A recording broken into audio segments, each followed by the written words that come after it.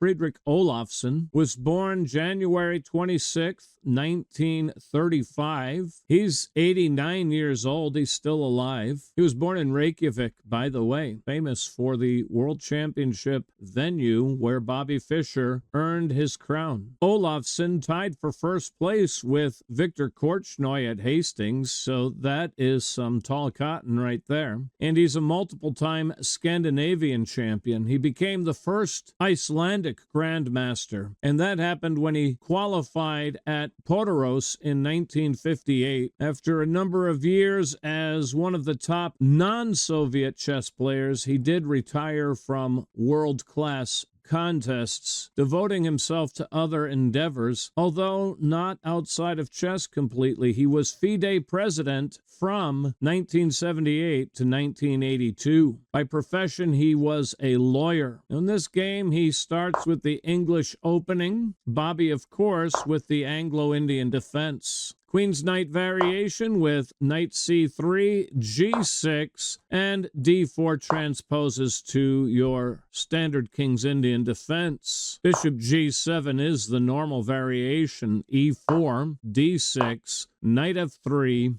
castles. Bishop E2 is your orthodox variation. E5, D5 is Tigran Petrosian's variation. You'll know the name Tigran Petrosian as the world champion. He was world champion from 1963 to 69, if I remember correctly. Thank you, chess dude guy. Knight B D7. You'll know that as Averbach's variation. Yuri Averbach. He only died a year or two ago at the age of 100. Top Soviet player for many years was Averbach. Bishop G5, pinning the knight to the queen. This is your main line. H6 hits the bishop. Now bishop H4. And A6 is quite unusual here. It gets an inaccuracy. I would hardly call it inaccurate, but it's not the usual move that we see, which is G5, by the way, and that kicks the bishop back to G3, and then the knight jumps in to H5, putting pressure on the bishop again. After H4, we get G4, hitting the knight, and when the knight retreats to H2, unleashing a super attack against that G-man, we pick up a tempo with knight takes bishop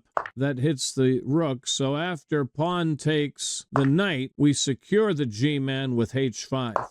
Coming back now, Bobby goes with A6 here, Knight D2, Queen E8, breaking the pin. I don't know why that gets an inaccuracy. That is the most common move. But not common is G4 here. It gets a star. The most frequent move is castles. Castles is answered by Knight H7, and after B4, the knight comes to G5. Come back. In this game, G4 played by Ólafsson, and so we will expect him to perhaps get his rook on G1. Perhaps he'll queenside castle. Knight H7 is played here. I wondered if Knight B6 might be in order. I get a big red X for Knight B6. Oh, changed it to an inaccuracy. Still doesn't like it either way. My idea of Knight B6 is to open the door for the bishop. Well, Knight H7 played by Bobby Fischer, Queen C2, and now Knight G5. Again, Knight C5 is a move that opens the door for the bishop. You could also put this knight on the F6 square, super attacking the G-man. That gets a thumbs up. Knight G5. And here you could play the knight to C5, opening the door for the bishop. But my favorite move was Knight D F6, super attacking the G-man and opening the door for the bishop.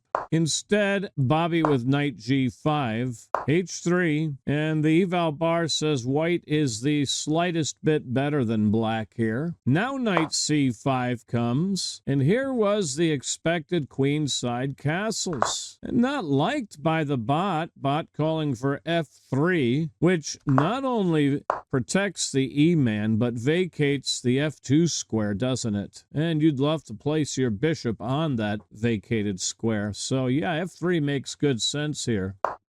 Queenside castles was played, bishop D7. Now F3 comes. The bot calling for bishop takes knight.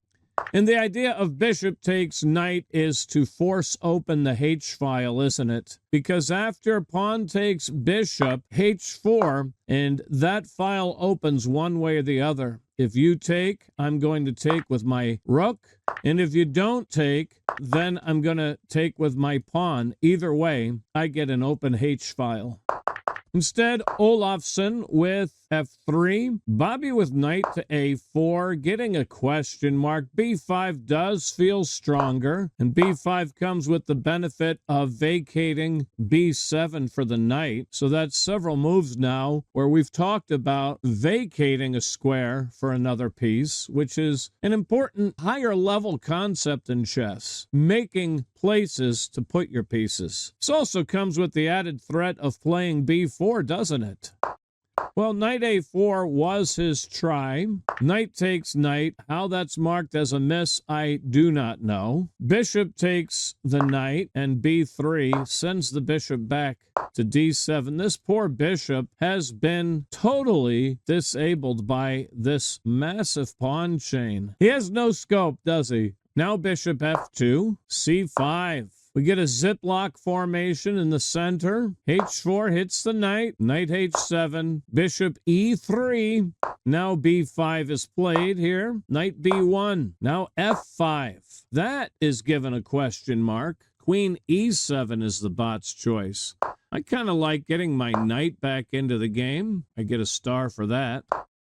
But f5 from Bobby Fischer. G takes the f-man, G takes the f-man, E takes the f-man, and bishop takes the f-man, defended by my rook, attacking my opponent's queen. The queen takes refuge on the d2 square, forming a battery against the H-man. 2 attackers, 1 defender. Bobby ignores the attack and plays e4. Marked inaccurate. The bot says, save that battery-attacked pawn. I thought you could take this pawn, right? That'd be a move? No, it's not. If takes, I play king h8. All right, well, e4 was Bobby's move.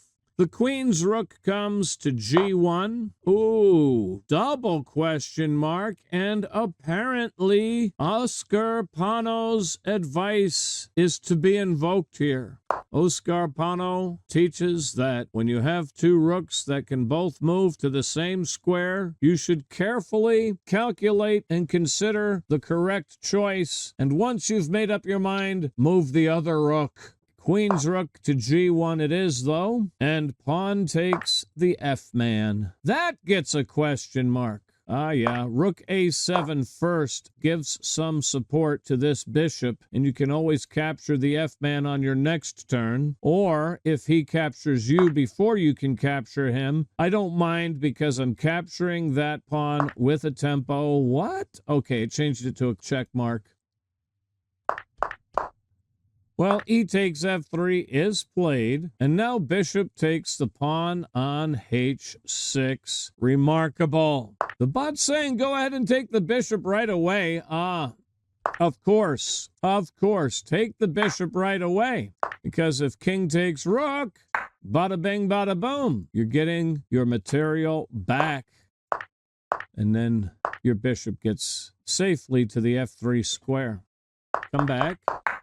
Instead, Ólafsson picking up the pawn and exploiting the pin against the bishop, which is the usual technique. Normally, when you have a pin, you want to leave it in place until you're forced to do something. But in this case, the continuation warranted rook takes bishop right away. Rook a7 now, bishop takes the bishop, rook takes the bishop, and rook takes the rook. Pot calling for bishop takes the pawn. If bishop takes the pawn, I'm going to discover an attack on your bishop with bishop takes the knight. And after rook takes rook check, king takes rook. If queen c3, I block with my queen. Boom. Queen takes queen, pawn takes queen. If rook g1 check, king h6, get closer toward the center. And if king takes bishop, rook takes bishop. And I'm going into the endgame with a knight for a pawn, but he does have a passed pawn that is nearing promotion. My king cut off and no way to enter the square of the pawn if he can get it rolling. And then behind. It's a matter to be concerned about. Coming back, in this game, rook takes rook, check was played, and king takes the rook. Now bishop d3 gets a question mark. Here, queen c3 check could be played. Inaccurate. Oh, it changed its mind and gave me a star. And again, you have to play queen e5. Now, he doesn't have to take... Oh, it says block with the rook. It's just about to say you don't have to trade right away. You can give this here first and then trade. And you get a lot of the same. Pick up the pawn or blockade the pawn, one or the other. Again, picking up the pawn results in the discovered attack. So if you prefer to keep pieces on the board, play bishop to f1. All right, bishop d3, not liked. Rook g1 being recommended, and I think it boils down to the same thing in the end. I'm going to play king h8, and again, you're left with a choice of what to do here. If takes, it's the same thing. It's just different, right? If you take me, I take you. Although you could play here and threaten checkmate. Oh, exclam! All right, so yeah, maybe that changes things. If I come here and you take, I take, you take, I take, you take. Why won't it? I take, you take. I'll fork your king and pawn, and then I'll take the C man. You can take my A man. I'll take your H man. This looks like a draw, actually. Okay, back. Bishop D3. Do reject bishop takes pawn here. Same thing that I just showed. It's all the same. It's just different. The discovered attack. And even on queen c3, I've still got queen e5, etc., etc. The big difference now is that my king can come forward. It doesn't have to hide in the corner if you give check, right? And gaining that extra ground. Well, the bot says it's still better to hide in the corner. To me, gaining the extra ground for the endgame is more principled. Let's go back. All right, bishop d3 at last. We will go on now. And pawn takes pawn. I thought he should go ahead and trade bishops, and then he's behind his passed pawn. Pawn takes pawn. The bot says push the passed pawn. That would be slick, yeah. Queen can't take without losing the bishop. That's clever. I thought, what about just trading the bishop right away? A check mark. Pawn takes the pawn on c4. Rook g1 check. Now, note that you don't want to recapture here. On recaptures, that gets a question mark. Bishop takes bishop. Queen takes bishop. And pawn f2, baby. And this is a lot of pressure. You can still get the same thing as before, but now you're going to have to bring in your knight to cover that square. Let's go back. So, rook g1 check, queen h8, queen c3 check, and we get the same thing that I've been showing all day long. So here you still want to avoid pawn takes pawn, don't you? Same thing. And we get the same type of thing as before, right? You also want to avoid trading bishops here, I'm sure. Yeah, that gets a question mark. Inaccurate now. Right, something like so. Back. Queen c3, played by Ólafsson. Queen e5, queen takes queen, pawn takes queen, and we get a similar setup to what I've been showing all day long. Bishop takes bishop, rook takes the bishop. Now here, pawn takes pawn was played. Bot calling to push the passed pawn. Passed pawns are meant to be pushed, says Stockfish. We got a rook knight endgame, and I was inclined to bring in my knight. I get a star. It puts an eye on e4 so that this pawn is, at least for the time being, stayed. And it puts some pressure here, and it puts some pressure on the promotion square. I could blockade if necessary with my knight. B takes c4 was played. Knight f6. Now knight d2. Still keep the fight alive with a pawn push. Also, to my mind, I thought maybe put the question to the rook, and now you're skewering the rook and the pawn, right? It says it's inaccurate. What I'm really hoping for if I'm white is I'm hoping for a trade. Granted, he shouldn't trade. I'm just showing why I thought rook g5 was worth a try. And on f2, the knight comes to d2. Oh, but then I'll play knight e4. Double exclam. That's like the fifth one tonight. Force you to blockade. And guess what? Guess who's hanging here? Although I may not take it, because I have all day. I may leave my knight in the center. That pawn's not going anywhere. Come back. Knight d2 was played. Pawn f2 now. Hits the rook. Rook h1. Now pawn e4. Apparently black should get his king into the game. Okay, king g7. Maybe rook f4. King g7. And if I push d6, then king f7. Keeping the square of the pawn. What about the idea of lifting this up? Well, it says that's inaccurate. e4, however, gets a question mark. King d1. All right, that gets the big red X. The idea is to come to e2 to get a position to help blockade these two pawns. Knight f1 is the move that keeps the eval bar closest to the center. King d1 was played, and now pawn e3 connecting these passers. Oh, with tempo no less.